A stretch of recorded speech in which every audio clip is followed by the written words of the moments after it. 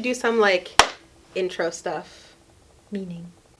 You should say who you are, and I should say who I am. My name is Mariam, and this is my friend. Mother. My mom. Not best friend. I'm Intisar. What? I thought your name was Mama. I'm a psychotherapist from a clinical social work background, and I journey with people. This is where all the secrets live. So let's do like a speed round. What are your favorite modalities? A lot, actually, but primarily Gestalt. You know who else likes Gestalt? Ooh! Shia LaBeouf? Shia LaBeouf! It's like Gestalt therapy. I'm surprised you remembered that. Uh-huh. If anybody See, I watching tell this, you, they keep me cool. if anyone watching this has any connection to Shia, please send him this because I think we'd be great friends. We both like Gestalt. Mom especially knows Gestalt. Yeah, I had a beautiful Gestalt teacher. What are we doing today, Mariam? Okay, so a lot of my I said friends... yes to you, and I don't even know what I said yes to. Because a lot of my friends know that you're a therapist. Okay. So I posted on Instagram and asked people to submit questions. And I'm not going to lie, this is the most questions I've ever received on like any poll I've ever posted on Instagram. Okay. Is there anything you want to caveat before jumping into the questions? I guess we need to put a disclaimer. Please do not take these answers as the answer for you. These are answers that I feel would work well, but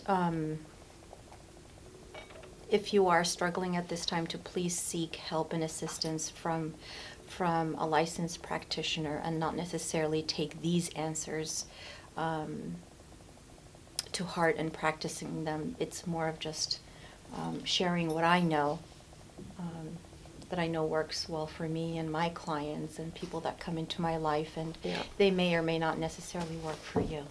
And the other thing I'll add to that is a bunch of these questions feel really specific. I wasn't able to ask follow-up questions. So if you submitted a question, it doesn't answer it specifically, just know we did it with as limited context as possible. I want to preface a little something here.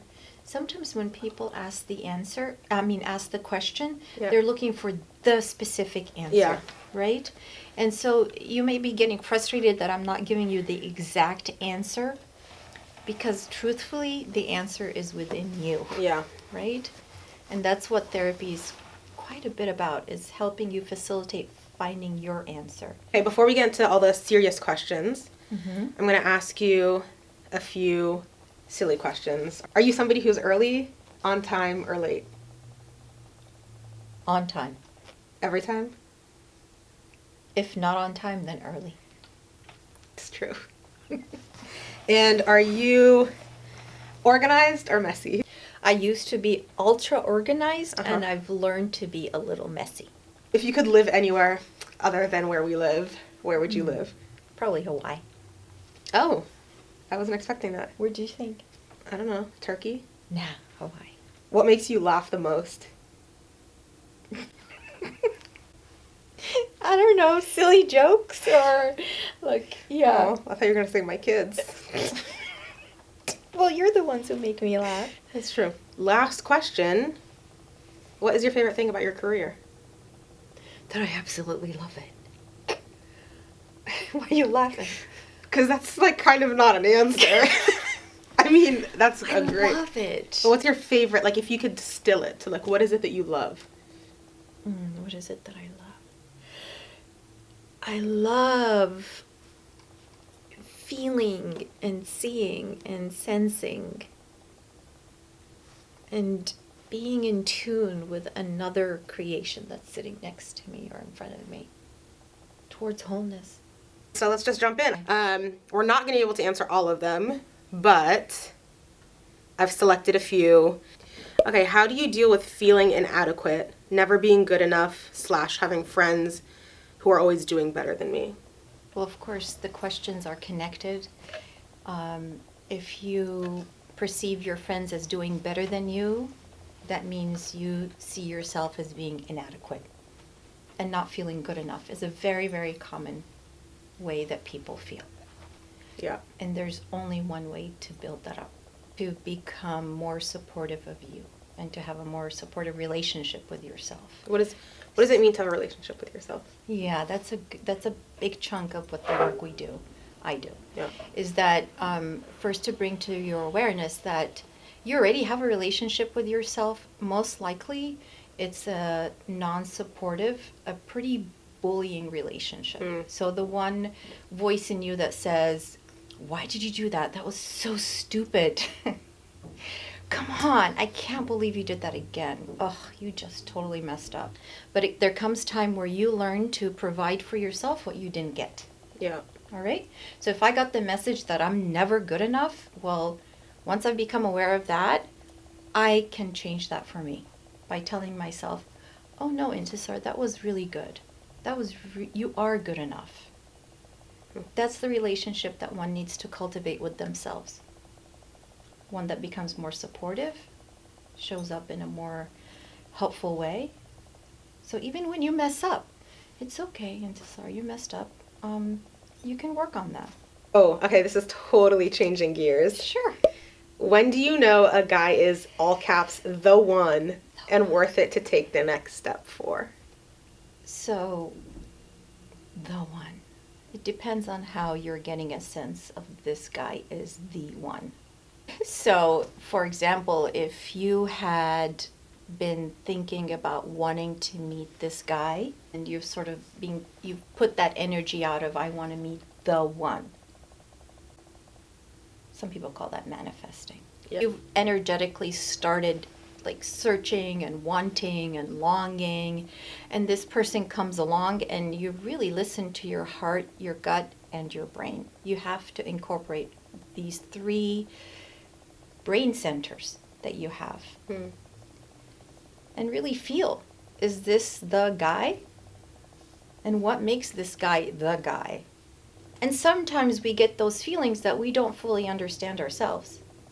And then it becomes a matter of trusting, right? Trusting that he may be the one. And guess what? He may be the one for 10 years and then he becomes not the one anymore. Yeah. Right? How do you know he's not the one? Trust your gut. Anytime you see teeny tiny little flags coming up, red flags, listen. Yeah. This is the most common thing that I hear. I wish I listened. Yeah. It's hard, granted, it's hard to listen when you're sort of, swimming Lost in the and sauce. drowned. Yes, in the sauce of love, it's hard. But we still sometimes get these, flags popping up. Yeah. And we choose to ignore them. How do you deal with an overprotective parent who really tries to limit you in terms of work, travel, and life? Well, maybe you can answer that question. Well, that's why I was kind of laughing, because I don't feel like you guys really did that. Do you feel like you did that? Oh, I'm pretty sure I did that. Hmm. And I pushed myself not to limit you, but I'm sure that I have limited you because of my fears and excessive protectiveness. I think I can be impulsive, but maybe because you were always very, on top of what was happening and protective, I, quieted the impulsivity, or I knew not to be impulsive because you were going to find out anyway, or you'd be really upset. And so I think the older I've gotten... And you pushed the limits. Yeah, no, I still did. Yeah. But not as much as So how did you navigate it? How did you navigate pushing, having parents that are pretty protective? I did navigate it. I feel like I didn't always do a very good job. Oh. It's weird how we perceive things. You managed to travel, didn't you? Yeah. With certain things, I just finally realized, okay, I really want that thing. And I can be very determined once I see something, I'm like, okay, that's what I want. And so then I guess I was just kind of relentless. And then my strategy was always if I could win you over, then I could win Baba over. I don't know. I still feel really lucky because you guys eventually said yes. And there's a lot of parents out there that would say no.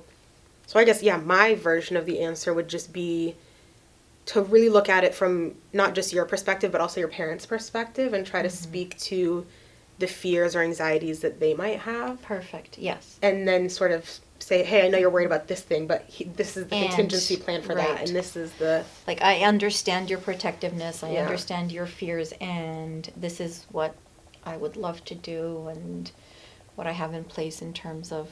addressing Yeah. and quieting those. Mhm. Yeah, I don't know, talk to your parents like they're real humans, because they are.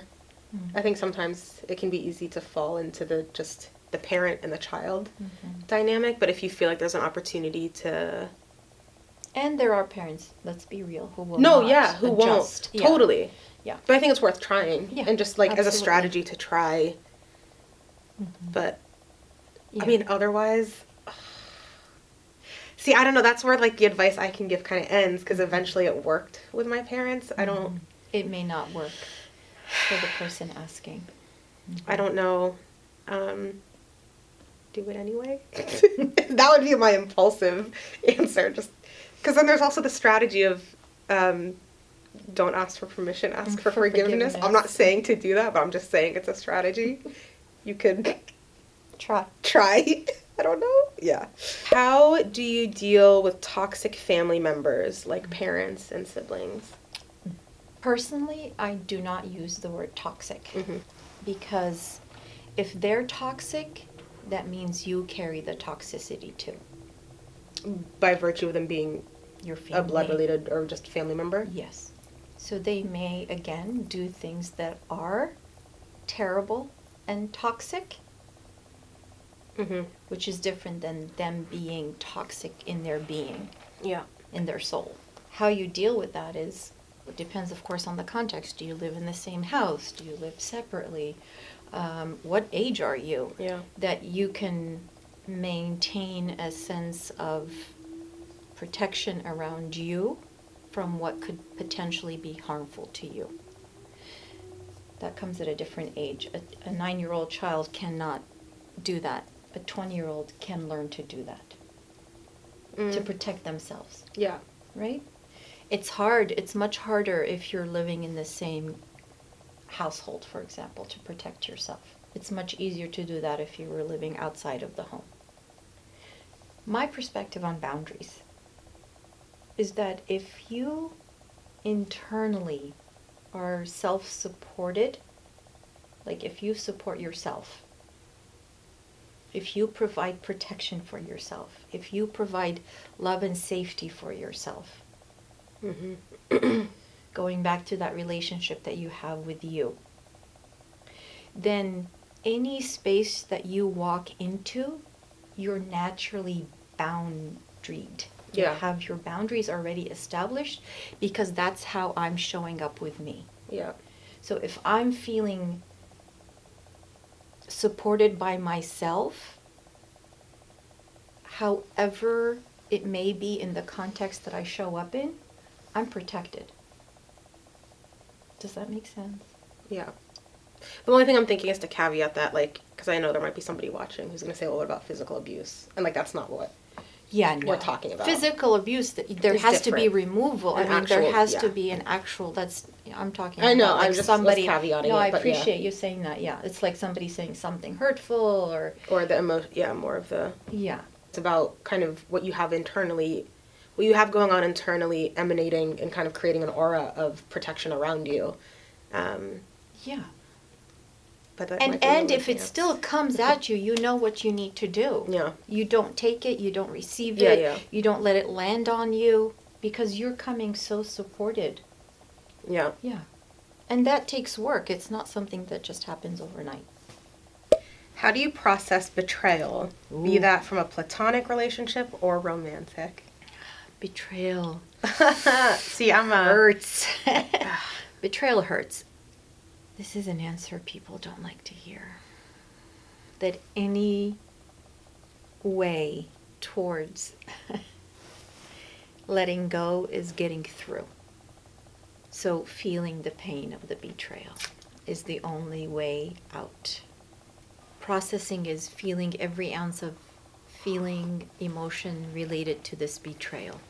Yeah. So whether you need to get angry, you get angry. Of course, there's healthy ways of expressing anger and there's unhealthy ways of expressing anger. But anger is an extremely healthy emotion because it's telling you there's injustice that happened here. Yeah. Okay? Trust your anger, let it go. Out, meaning externalizing it, whether you write, whether you yell in your car, whether you put the person in front of you, metaphorically, and yell at them, okay? Feeling the pain, the sadness, the grief of the loss. That's an important piece of the betrayal as well. There's so many layers to betrayal, but needing to feel all of it. Yeah. How do you deal with traumas that happened earlier in life when I was a kid? We deal with them all the time in therapy. There's multiple ways of attending to traumas that happen. So when a trauma happens when one is young, there is the traumatic event that occurred, and the trauma is what happened to us. And most of the time, in that traumatic event, it becomes a trauma because we did not have somewhere to go and process it immediately. So also what happens, it's like we become frozen in that time frame. So part of the therapeutic work is tapping into that frozen parts of us, not by necessarily reliving the trauma, but attending to it and providing what was needed that was not provided at the time. So we do this all the time to get people unfrozen. We have to do a second video because there's so many questions. It's gonna sound weird, but for some reason I can't handle affection from my friends. I get really overwhelmed and don't know how to act. IDK, LOL. That's not uncommon for people to receive affection. Part one, it's not weird. It's not weird. It's not weird. It's not weird. It's common. To receive affection, there's a vulnerability in that. Most times it's related to it doesn't feel safe to me to receive this. For whatever the reason of safety was jeopardized at some point or compromised, right? So there's something about it that I cannot take it in. And so it would be investigating, exploring again, what protection am I putting up that we call resistance to receiving this affection? And know any resistance that you have, you may become frustrated with it. However, ultimately, it sort of developed to protect you. So part of working with our resistances is befriending them and getting to know them and letting them know that, hey, I'm ready to start receiving affection from my friends. You don't have to get so activated. You can just sit next to me while my friend shows me some love. And if I need you, I'll call you. Like that. Yeah? Okay, last That was a question. weird answer. Do you differentiate girls' and boys' education? I'm gonna like adjust that question. Yeah. And say, did you differentiate between me and the boys growing up in how you raised us and in... A no is a no for the girl as it is a no for a boy. There is no binary categories of there's yeses for you and no's for you because you're a girl or because you're a boy. Did not do that. That was done to me. I was sure I was not going to do it for my kids. Did I succeed? Yeah. Okay. I think so. I think it would have been way more noticeable for me too because the kitty and I are twins. So it would have been like really obvious. Right. But what about like in other things too, like at home or like in socializing us or... In socializing you, like I probably started off thinking like this is girl play and this is boy play. And, that was destroyed pretty quickly. Why was it destroyed? Because your brother would want to play with the dolls and you had no interest. Yeah. Right. I'd let him play. Yeah. Yeah. It turned out all right. Totally. Let your kids play how they want to play. Okay, this is the last one. Any advice on keeping the family together and happy after the passing of my mom? Sorry for the loss of your mom. Yeah. Moms play a huge role within a family. They do. The one thing I would caution is your impulse to step into that role, because no one can fill that role. Yeah. No one can fill that role. Each one will do their own dance, and there is going to be major reorganization after such a primary figure leaves the system. Physically, she left the system. She's still part of your family, right? And so there will be a lot of reorganization and shifting that's going to happen. And it's not going to be in the same order as it was when your mother was alive. And you do the best that you can, being a sibling of that family, a child of that family, but not to take over your mother's role. Okay, that was it. Really? That was the last question. Okay. Yeah. Thank you. Thanks for doing this, Mama. I hope this was helpful. Yeah, in let some us way. know. I mean, let us know. If it wasn't Feedback is helpful, don't welcome. say anything. Just kidding. No, you can say I'm something. all about I'm fine honest. hearing the feedback. Yeah, because you're way better than me at being It's like, overall balanced and generally. at the end of the day, it's all about what you need. Yeah. Mm-hmm. Yeah. So that's how I hear the feedback and the critique. Right? Would you do this again?